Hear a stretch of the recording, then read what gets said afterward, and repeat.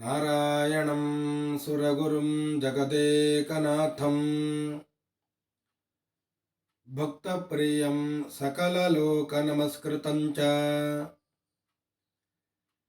ತ್ರೈಗುಣ್ಯವರ್ಜಿತಮಜಂ ವಿಭುಮಾದ್ಯಮೀಶಂ ವಂದೇ ಭವಗ್ನಮಮರಾಸುರಸಿದ್ಧವಂದ್ಯಂ ನಾರಾಯಣಂ ನಮಸ್ಕೃತ್ಯ ನರಂ ಚೈವ ನರೋತ್ತಮಂ ದೇವೀಂ ಸರಸ್ವತೀಂ ವ್ಯಾಸಂ ತತೋ ಜಯಮುದೀರಯೇ. ಶ್ರೀ ಗುರುಭ್ಯೋ ನಮಃ. ಹರಿ ಓಂ.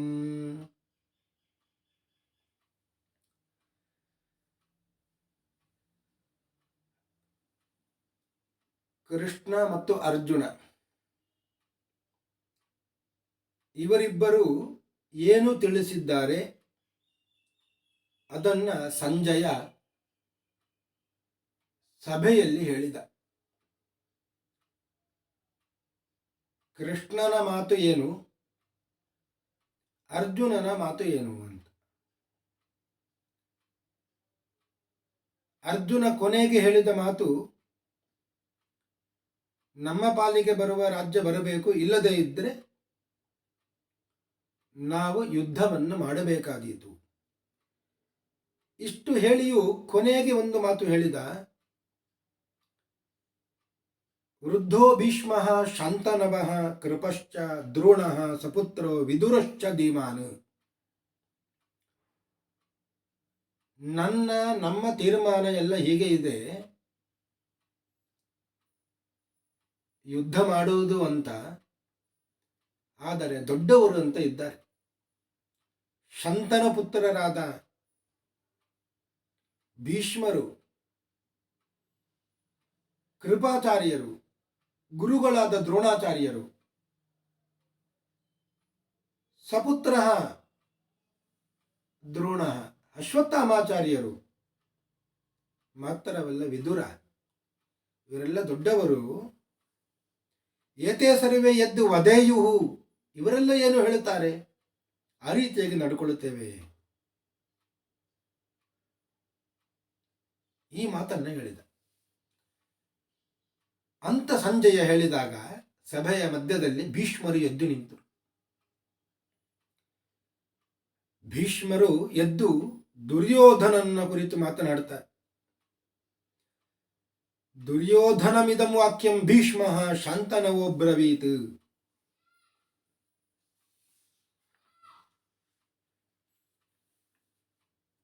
ಇಷ್ಟರವರೆಗೆ ಸಂಜಯ ಹೇಳಿದ, ಕೃಷ್ಣ ಏನು ಹೇಳಿದ, ಅರ್ಜುನ ಏನು ಹೇಳಿದ.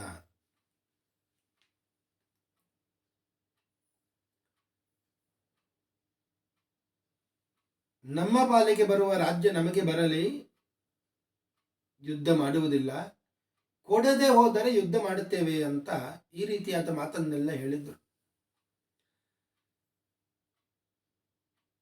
ಈ ಮಾತನ್ನ ಹೇಳಿದವರು ಒಬ್ಬರು ಕೃಷ್ಣ, ಇನ್ನೊಬ್ಬರು ಅರ್ಜುನ. ಭೀಷ್ಮರು ಹೇಳುತ್ತಾ ಇದ್ದಾರೆ, ಈ ಕೃಷ್ಣ ಅರ್ಜುನರು ಸಾಮಾನ್ಯರಲ್ಲ. ಕೃಷ್ಣ ಅಂದರೆ ನಮ್ಮಂತೆ ಮನುಷ್ಯ ಅಲ್ಲ, ಸಾಕ್ಷಾತ್ ನಾರಾಯಣ. ಅರ್ಜುನ ಅಂದರೆ ನರ.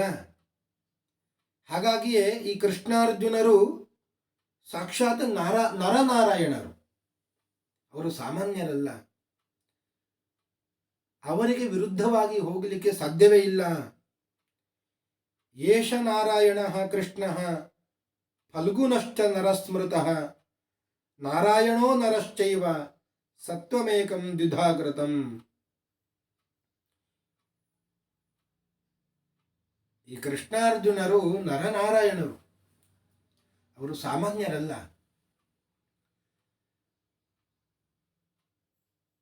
ನರ ಅಂದರೆ ಶೇಷನ ಅವತಾರ.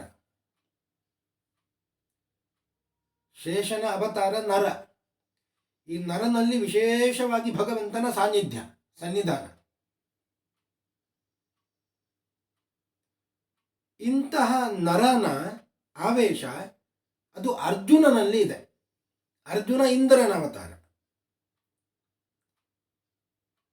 ಇಂದ್ರನ ಅವತಾರ ಅರ್ಜುನ. ಅಂತಹ ಅರ್ಜುನನಲ್ಲಿ ನರನ ಆವೇಶ ಇದೆ. ಇನ್ನು ಕೃಷ್ಣ ಅವನಂತೂ ಸಾಕ್ಷಾತ್ ನಾರಾಯಣ, ಅಖಿಲಾಂಡ ಕೋಟಿ ಬ್ರಹ್ಮಾಂಡ ನಾಯಕನಾದವ ನಾರಾಯಣ, ಅವನೇ ಈ ಕೃಷ್ಣ. ಹಾಗಾಗಿ ಕೃಷ್ಣಾರ್ಜುನರು ಸಾಮಾನ್ಯರಲ್ಲ, ಅವರು ನರನಾರಾಯಣರು. ಅವರ ವಿರುದ್ಧವಾಗಿ ನಾವು ಹೋಗಬಾರದು. ದುರ್ಯೋಧನ, ನಿನ್ನ ಮನಸ್ಸು ಕಲುಷಿತವಾಗಿ ಬಿಟ್ಟಿದೆ. ನೀನು ಯಾರು ಹೇಳಿದ ಮಾತನ್ನು ಕೂಡ ಕೇಳುವ ತಾಳ್ಮೆಯಲ್ಲಿ ಇಲ್ಲ. ನೀನು ಆ ತಾಳ್ಮೆಯೇ ಇಲ್ಲ ನಿನಗೆ. ಅರ್ಥಾಚ್ಚ ತಾತ ಧರ್ಮಾಚ್ಚ ತವ ಬುದ್ಧಿ ಉಪಪ್ಲುತ. ನಿನ್ನ ಬುದ್ಧಿ ಅದು ಧರ್ಮದಿಂದ ಅರ್ಥದಿಂದ ಹಿಂದೆ ಸರಿದು ಕಲುಷಿತವಾಗಿ ಬಿಟ್ಟಿದೆ. ಆದರೆ ಈಗ ನಾನು ಹೇಳುವ ಮಾತನ್ನು ನೀನು ಕೇಳದೆ ಹೋದರೆ ನಿನ್ನವರು ಅಂತ ಯಾರಿದ್ದಾರೆ ಅವರೆಲ್ಲ ಹತರಾಗುವ ವಿಷಯವನ್ನು ನೀನು ಬಹಳಷ್ಟು ಬೇಗ ಕೇಳುತ್ತೀ. ಯಾಕೆ ಅಂದರೆ ನೀನು ಏನು ಹೇಳುತ್ತೀ ಅದನ್ನ ನಿನ್ನವರೆಲ್ಲ ಕೇಳುತ್ತಾರೆ. ತವೈಹಿ ಮತಿಂ ಕರು ಸರ್ವೇ ಕುರವಃ ಪರ್ಯಪಾಸತೆ. ಎಲ್ಲ ಗುರುಗಳು ನಿನ್ನ ಮಾತನ್ನು ಕೇಳುತ್ತಾರೆ, ನಿನ್ನ ಅಭಿಪ್ರಾಯವನ್ನೇ ಮನ್ನಿಸ್ತಾರೆ. ನೀನು ಯುದ್ಧ ಬೇಕು ಅಂತ ಹೇಳಿದರೆ ಎಲ್ಲರೂ ಯುದ್ಧ ಬೇಕು ಅಂತ ಹೇಳ್ತಾರೆ. ನೀನು ಬೇಡ ಅಂದರೆ ಯಾರು ಬೇಡ ಅಂತ ಹೇಳ್ತಾರೆ. ಆದ್ದರಿಂದ ನಿನ್ನ ಅಭಿಪ್ರಾಯವನ್ನ ಎಲ್ಲರೂ ಕೂಡ ಕುರುಗಳು ಕೇಳುವವರು. ನೀನು ಮಾತ್ರ ತ್ರಯಾಣಾಮೇವ ಚಮತಂ ತತ್ ತ್ವಮೇಕೋ ನ ಮನ್ಯಸೆ. ಮೂವರ ಮಾತನ್ನ ಮಾತ್ರ ನೀನು ಕೇಳುತ್ತಿ. ನಿನ್ನ ಮಾತನ್ನ ಎಲ್ಲರೂ ಕೇಳುವವರು, ಆದರೆ ನೀನು ಮೂವರ ಮಾತನ್ನ ಕೇಳುವವ. ತ್ರಯಾಣಾಮೇವ ಚಮತಂ, ಅವರ ಅಭಿಪ್ರಾಯವನ್ನ ನೀನು ಮನ್ನಣೆ ಮಾಡುತ್ತಿ. ಯಾರು ಅವರು ಮೂವರು? ರಾಮೇಣ ಚೈವ ಸಪ್ತಶ್ಯ ಕರ್ಣಸ್ಯ ಚ ಭರತರ್ಷಭ ದುರ್ಜಾತೆ ಸೂತಪುತ್ರಸ್ಯ. ಒಬ್ಬ ಸೂತಪುತ್ರ ಕರ್ಣ. ಅವ ಹೇಗೆ ಅಂದರೆ ಪರಶುರಾಮನಿಂದ ಶಪ್ತನಾದವ. ಪರಶುರಾಮರು ಶಾಪ ಕೊಟ್ಟವರು ಅವನಿಗೆ. ಅಂತಹ ಕರ್ಣ. ದುರ್ಜಾತೆ ಸೂತಪುತ್ರಸ್ಯ, ಸೂತಪುತ್ರನಾದವ. ಅಂತಹ ಕರ್ಣನ ಮಾತನ್ನು ನೀನು ಕೇಳುತ್ತಿ. ಇವ ಒಬ್ಬ. ಇನ್ನೊಬ್ಬ ಶಕುನೇಹ ಶೌಬಲಸ್ಯ ಚ, ಸೌಬಲನಾದ ಸುಬಲಪುತ್ರನಾದ ಶಕುನಿ, ಅವನ ಮಾತನ್ನು ಕೇಳುವವ. ತಥಾ ಕ್ಷುದ್ರಸ್ಯ ಪಾಪಸ್ಯ ಭ್ರಾತು ದುಶ್ಯಾಸನಸ್ಯ ಚ. ಇನ್ನೊಬ್ಬ ಕ್ಷುದ್ರನಾದವ, ಪಾಪಿಷ್ಠನಾದವ. ಯಾರು? ದುಶ್ಯಾಸನ, ನಿನ್ನ ತಮ್ಮ. ಒಬ್ಬ ಕರ್ಣ, ಒಬ್ಬ ಶಕುನಿ, ಒಬ್ಬ ದುಶ್ಯಾಸನ. ಈ ಮೂವರು ಹೇಳಿದ ಮಾತನ್ನ ನೀನು ಕೇಳುವವ. ನಿನ್ನ ಮಾತನ್ನ ಇವರೆಲ್ಲ ಕೇಳುವವರು. ಆದ್ದರಿಂದ ನೀನು ಯುದ್ಧ ಬೇಕು ಅಂತಾದರೆ ಹೇಳಿದರೆ ಈ ಎಲ್ಲ ಕುರುಗಳು ಕೂಡ ಆಯಿತು ಅಂತ ಹೋಗುತ್ತಾರೆ. ನೀನು ಯುದ್ಧ ಬೇಕು ಅಂತ ಹೇಳುವುದು ಯಾಕೆ? ಈ ಮೂವರ ಮಾತನ್ನ ಕೇಳಿ. ಶಕುನಿ, ದುಶ್ಯಾಸನ, ಕರ್ಣ, ಇಂತಹ ಮೂವರ ಮಾತನ್ನ ಕೇಳಿ ಯುದ್ಧ ಬೇಕು ಅಂತ ಹೇಳುತ್ತಿ. ನಿನ್ನ ಮಾತನ್ನ ಎಲ್ಲ ಕುರುಗಳು ಅಂಗೀಕರಿಸ್ತಾರೆ. ಸ್ವಲ್ಪವೇ ಸಮಯದಲ್ಲಿ ಕುರುಗಳೆಲ್ಲರೂ ಕೂಡ ಹತರಾಗಿ ಹೋಗ್ತಾರೆ. ಈ ಮಾತನ್ನ ಭೀಷ್ಮರು ಹೇಳಿದರು. ಕರ್ಣ ಎದ್ದು ನಿಂತ. ಸಿಟ್ಟು ಬಂತು, ತಡ್ಕೊಳ್ಳಿಕ್ಕೆ ಆಗಲಿಲ್ಲ. ಶಾಪಗ್ರಸ್ತನಾದವ ನಾನು, ಸೂತಪುತ್ರನಾದವ ನಾನು ಅಂತ ನೀವು ಹೇಳಿದ್ದೀರಿ ನನಗೆ. ಆದರೆ ಕ್ಷತ್ರಧರ್ಮದಲ್ಲಿಯೇ ನಾನು ಇದ್ದೇನೆ. ಕ್ಷತ್ರಧರ್ಮೇ ಸ್ಥಿತೋ ಯಸ್ಮಿನ್ ಸ್ವಧರ್ಮಾತ್ ಅನಪೇಯಿವಾನ್. ಎಂದೂ ಕೂಡ ಸ್ವಧರ್ಮವನ್ನು ಬಿಟ್ಟವ ನಾನಲ್ಲ. ನನ್ನಲ್ಲಿ ಯಾವ ಕೆಟ್ಟ ನಡತೆ ಇದೆ ಅಂತ ನನ್ನನ್ನು ದೂರುತ್ತಾ ಇದ್ದೀರಿ ನೀವು. ಧೃತರಾಷ್ಟ್ರ ಪುತ್ರರಿಗೆ ನಾನು ಯಾವ ಅಪರಾಧವನ್ನು ಕೂಡ ಮಾಡಿಲ್ಲ. ನಹಿಮೇ ವ್ರಜಿನಂ ಕಿಂಚಿತ್ ಧಾರ್ತರಾಷ್ಟ್ರ ವಿದುಕ್ವಚಿತ್. ದುರ್ಯೋಧನನಿಗೆ ಅಂತೂ ನಾನು ಯಾವ ಅಪರಾಧವನ್ನು ಕೂಡ ಮಾಡಿಲ್ಲ. ಆದರೆ ಅಹಮ್ಮಿ ಪಾಂಡವಾನ್ ಸರ್ವಾನ್ ಹನಿಷ್ಯಾಮಿ ರಣೇ ಸ್ಥಿತಾನ್, ಯುದ್ಧರಂಗದಲ್ಲಿ ಎಲ್ಲ ಪಾಂಡವರನ್ನು ಕೂಡ ನಾನು ಕೊಲ್ತೇನೆ. ಈಗ ನಾವು ಆ ಪಾಂಡವರ ಹತ್ತಿರ ಸಂಧಿಯನ್ನೇ ಯಾಕೆ ಮಾಡಿಕೊಳ್ಳಬೇಕು? ಪ್ರಾಕ್ ವಿರುದ್ಧೈ ಶಮಃ ಸದ್ಭಿ ಕಥಂ ವಾ ಕ್ರಿಯತೆ ಪುನಃ. ಇಷ್ಟರವರೆಗೆ ನಾವು ವಿರೋಧವನ್ನು ಮಾಡಿಕೊಂಡು ಬಂದಿದ್ದೇವೆ. ಈ ರೀತಿಯಾಗಿ ವಿರೋಧವನ್ನು ಮಾಡಿಕೊಂಡು ಬಂದವರ ಜೊತೆಯಲ್ಲಿ ಈಗ ಸಂಧಿ ಮಾಡಿಕೊಳ್ಳಬೇಕು ಅಂದರೆ ಹೇಗೆ ಸಾಧ್ಯ? ಸಾಧ್ಯವೇ ಇಲ್ಲ. ರಣರಂಗದಲ್ಲಿ ನಾನು ಒಬ್ಬನೇ ಎಲ್ಲ ಪಾಂಡವರನ್ನು ಕೂಡ ಮುಗಿಸ್ತೇನೆ.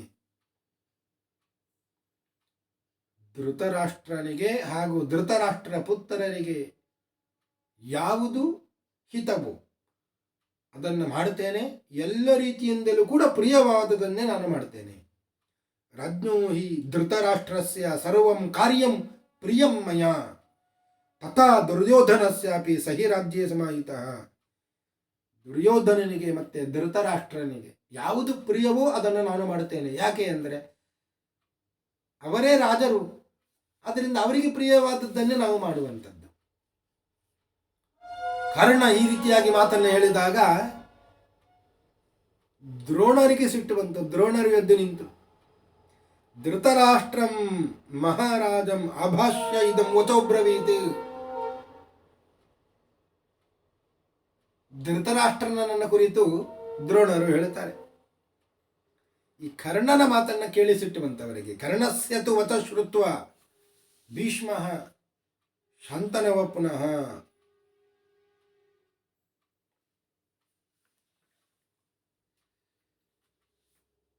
ಭೀಷ್ಮರು ಹೇಳಿದ ಮಾತೆ ಸರಿಯಾಗಿದೆ ಅಂತ ದ್ರೋಣರು ಹೇಳುತ್ತಾರೆ. ಆಗ ಭೀಷ್ಮರು ಮತ್ತೆ ಹೇಳ್ತಾರೆ, ಈ ಕರ್ಣ ಯಾವಾಗಲೂ ಪಾಂಡವರನ್ನು ಕೊಲ್ತೇನೆ ಅಂತ ಹೇಳ್ತಾ ಇರ್ತಾನೆ. ಬಹಳವಾಗಿ ಹೊಗಳಿಕೊಡುತ್ತಾ ಇರ್ತಾನೆ. ತನ್ನನ್ನು ತಾನು ಪ್ರಶಂಸೆ ಮಾಡಿಕೊಡುತ್ತಾ ಇರ್ತಾನೆ.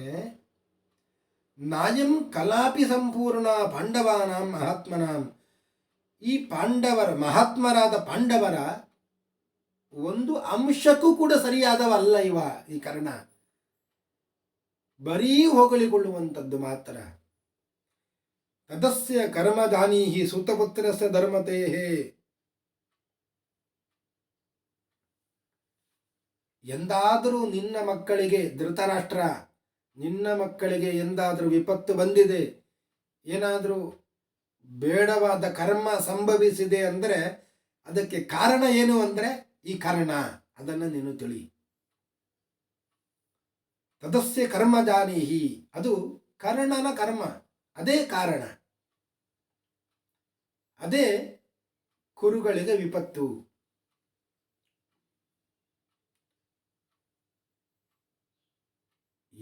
ಎಂತಹ ಕಾರ್ಯವನ್ನು ಪಾಂಡವರು ಮಾಡಿದ್ದಾರೆ, ದುಷ್ಕರವಾದ ಕಾರ್ಯವನ್ನೆಲ್ಲ ಮಾಡಿದ್ದಾರೆ.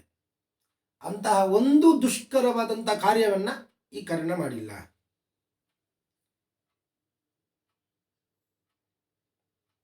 ಕಿಂಚಾಪಿ ಏತೇನ ತತ್ಕರ್ಮ ಕೃತಂ ಪೂರ್ವಂ ನ ದುಷ್ಕೃತಂ. ಪಾಂಡವರೆಲ್ಲರೂ ಕೂಡ ಅಸ್ತ್ರಜ್ಞರು, ಶಸ್ತ್ರಜ್ಞರು, ಮಹಾಕೀರ್ತಿಯನ್ನು ಪಡೆದವರು. ದೇವತೆಗಳು ಬೇಕಾದಷ್ಟು ಐಶ್ವರ್ಯವನ್ನು ಕೊಟ್ಟರೂ ಕೂಡ ಅವರು ಬಿಡ್ತಾರೆ, ಪಾಂಡವರು ಬೇಡ ಅಂತ. ಆದರೆ ಜಯವನ್ನು ಮಾತ್ರ ಬಿಡುವವರಲ್ಲ. ಯುದ್ಧಕ್ಕೆ ನಿಂತರೆ ಅವರಿಗೆ ಸೋಲಿಲ್ಲ, ಸೋಲುವವರಲ್ಲ. ಜಯವನ್ನು ಬಿಟ್ಟು ಕೊಡುವವರಲ್ಲ. ಐಶ್ವರ್ಯವನ್ನು ಕೂಡ ಬೇಕಾದರೆ ಬಿಟ್ಟು ಕೊಡಬಹುದು, ಜಯವನ್ನು ಬಿಟ್ಟು ಕೊಡುವವರಲ್ಲ. ಈ ಕರ್ಣ ಬಹಳ ಹೊಗಳಿಕೊಳ್ಳುತ್ತಾನೆ. ವಿರಾಟ ನಗರದಲ್ಲಿ ಎಲ್ಲ ಕುರುಗಳು ಕೂಡ ಒಟ್ಟಾಗಿ ಇದ್ದು, ಆಗ ಕರ್ಣನು ಇದ್ದ. ಅರ್ಜುನ ಏನು ಮಾಡಿದ? ಎಲ್ಲರ ಜೊತೆಯಲ್ಲಿ ಯುದ್ಧವನ್ನು ಮಾಡಿ ಸೋಲಿಸಿ ಅವರ ವಸ್ತ್ರವನ್ನೆಲ್ಲ ಅಪಹರಣ ಮಾಡಿದ್ದ. ಈ ಕರ್ಣ ಎಲ್ಲಿಗೆ ಪಲಾಯನ ಮಾಡಿದ್ದಾಗ?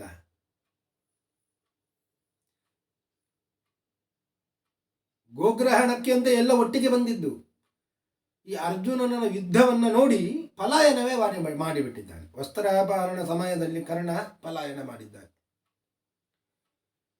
ಹೋಗಲಿ, ಘೋಷಯಾತ್ರೆ ಆಯಿತು. ಘೋಷಯಾತ್ರೆಯಲ್ಲಿ ಕರ್ಣ, ದುರ್ಯೋಧನ ಎಲ್ಲರೂ ಬಂದರು. ಆಗ ಗಂಧರ್ವರು ಎಳ್ಕೊಂಡು ಹೋದರು ದುರ್ಯೋಧನನನ್ನ. ಆಗ ಈ ಕರ್ಣ ಎಲ್ಲಿ ಹೋದ? ಗಂಧರ್ವೀಹಿ ಘೋಷಯಾತ್ರಾಯ ಮರ್ಯತೆಯತ್ ಸುತಸ್ತವ. ಘೋಷಯಾತ್ರೆಯಲ್ಲಿ ಗಂಧರ್ವರು ದುರ್ಯೋಧನನ್ನು ಎಳ್ಕೊಂಡು ಹೋಗುವಾಗ ಆಗಲೂ ಈ ಕರ್ಣನಿಗೆ ಬಿಡಿಸಿಕೊಳ್ಳಿಕ್ಕೆ ಆಗಲಿಲ್ಲ. ನನು ತತ್ರಾಪಿ ಭೀಮೇನ ಪಾರ್ಥೇನ ಚ ಮಹಾತ್ಮನ. ಅಲ್ಲಿ ಗಂಧರ್ವರ ಜೊತೆಯಲ್ಲಿ ಯುದ್ಧವನ್ನ ಮಾಡಿ ದುರ್ಯೋಧನನನ್ನು ಬಿಡಿಸಿದವರು ಇದೇ ಭೀಮ, ಇದೇ ಅರ್ಜುನ. ಯಮಾಭ್ಯಾಮೇವ ಸಂಗಮ್ಯ, ಇದೇ ನಕುಲ ಸಹದೇವರು. ಕರ್ಣ ಅಲ್ಲ. ಈ ಕರ್ಣ ಹೇಳಿದ ಮಾತು ಎಲ್ಲವೂ ಸುಳ್ಳೆ, ಯಾವುದು ಸತ್ಯ ಇಲ್ಲ. ವೈಕರ್ತನಸ್ಯ ಭದ್ರಂತೆ ಸದಾ ಧರ್ಮಾರ್ಥಲೋಪಿನಃ. ಧೃತರಾಷ್ಟ್ರ, ನಿನಗೆ ಮಂಗಳ ಆಗಲಿ.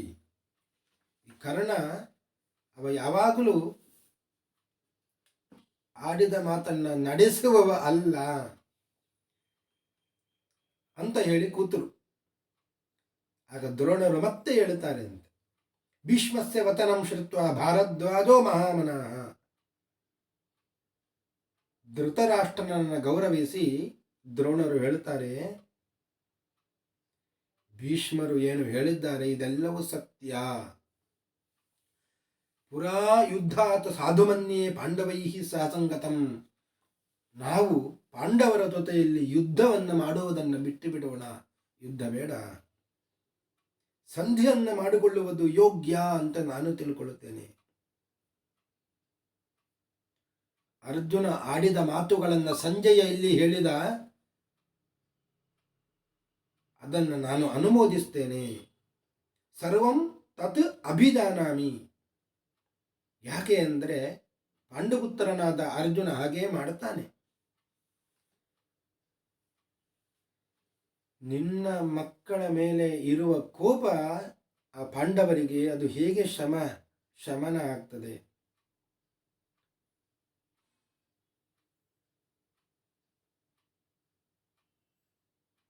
ಯುದ್ಧವನ್ನು ಮಾಡಿದರೆ ಅವರ ಕೋಪಕ್ಕೆ ನಿನ್ನ ಮಕ್ಕಳು ತುತ್ತಾಗಬೇಕಾದೀತು.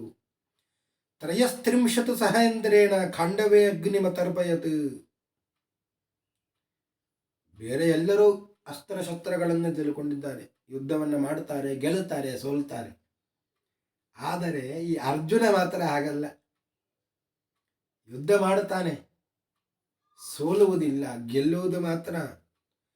ತ್ರಯಸ್ತ್ರಿಂಶತ್ ಸಹೇಂದ್ರೇಣ. ಖಂಡವ ದಹನ ಕಾಲದಲ್ಲಿ ಇಂದ್ರನ ಒಟ್ಟಿಗೆ 33 ದೇವತೆಗಳು ಬಂದಿದ್ದರು. ಅವರ ಒಟ್ಟಿಗೆ ಇಂದ್ರ ಬಂದಿದ್ದ ಯುದ್ಧಕ್ಕೆ. ಆಗ ಅಂತಹ ಇಂದ್ರನನ್ನೇ ಸೋಲಿಸಿ ಅಗ್ನಿಯನ್ನು ತೃಪ್ತಿಪಡಿಸಿದವ ಅರ್ಜುನ. ಯಾಕೆ ಅಂದರೆ ಯಸ್ಯ ಯಂತ ಋಷಿಕೇಶಃ.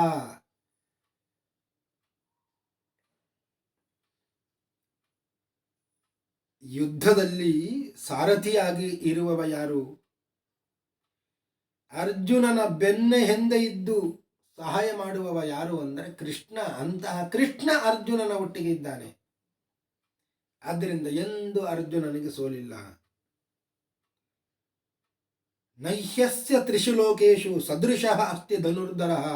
3 ಲೋಕಗಳಲ್ಲಿಯೂ ಕೂಡ ಈ ಅರ್ಜುನನಿಗೆ ಸಮಾನವಾದ ಧನುರ್ಧಾರಿ ಯಾರೂ ಇಲ್ಲ. ಇಷ್ಟು ಹೇಳಿದಾಗ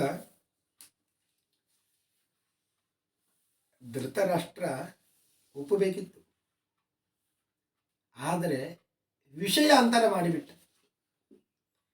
ಈ ವಿಷಯವನ್ನೆಲ್ಲ ಕೇಳದ ರೀತಿಯಲ್ಲಿ ಸಂಜಯನನ್ನ ಕುರಿತು ಮಾತನಾಡಲಿಕ್ಕೆ ಪ್ರಾರಂಭ ಮಾಡಿದ ಎಂಬಲ್ಲಿಗೆ ಇವತ್ತಿನ ಉಪನ್ಯಾಸವನ್ನು ಮುಗಿಸ್ತಾ ಇದ್ದೇನೆ. ಶ್ರೀ ಕೃಷ್ಣಾರ್ಪಣಮಸ್ತು.